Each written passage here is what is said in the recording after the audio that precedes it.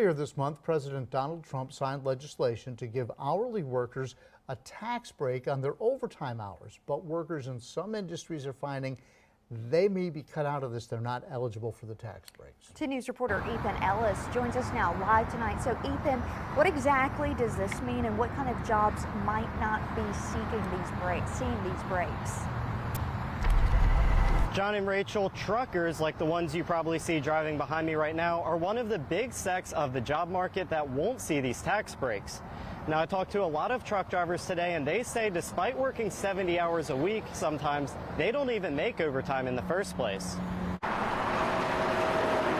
On July 4th, President Donald Trump signed the newest congressional spending bill into law. One key provision: tax breaks on overtime hours. But those in the trucking industry won't see a single cent of these breaks. Not taking taxes out on the overtime would be tremendous. These drivers aren't paid overtime because their employers aren't required to give them overtime. Truck driving isn't protected under the Fair Labor Standards Act of 1938, which sets standards for minimum wage and overtime pay. The drivers, we put a lot of hours in out here, and there's a lot of us out here, we're not being paid our worth. And while some companies do pay overtime, the tax breaks are only for those jobs that are protected under the Act. Other drivers, especially those driving nationwide, are paid by the mile instead of the hour, meaning they never see any overtime pay. You never really pay your worth if you're not being paid by the hour. You can be going 14 to 16 hours and you're not getting paid for that. Another way truck drivers are paid is by the load, meaning no matter how long they're on the road, they can't earn overtime. If you drive the miles, you should get paid, what you're worth. All the drivers we talk to, however, say they wish they had seen those tax breaks,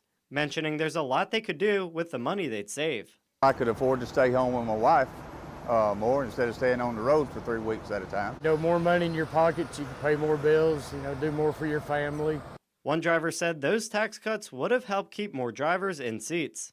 It could stabilize the industry and make people, want to stay in the industry, and you don't have as high a turnover. Now, I did reach out to several supporters of the bill, like Congressman John McGuire and Ben Klein, but did not receive a statement back. In Roanoke, Ethan Ellis, 10 News, working for you.